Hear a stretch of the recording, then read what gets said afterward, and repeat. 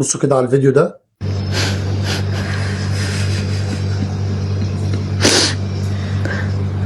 وبعدين ده منظر.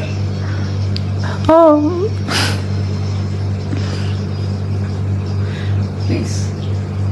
مبسوطة؟ انت مبسوطة؟ انتي مبسوطة؟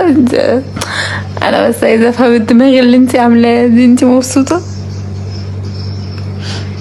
ده حكيت ولا سمعت.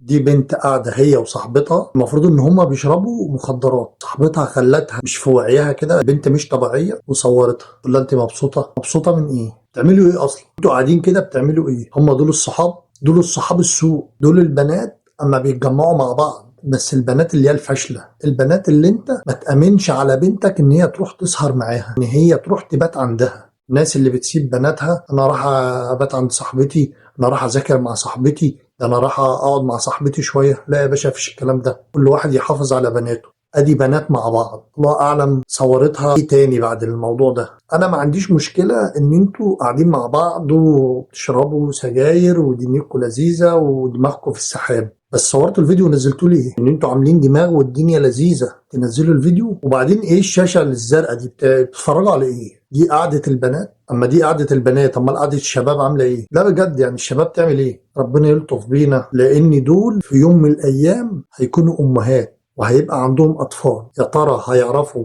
يتعاملوا معاهم ولا هيعيشوا ازاي؟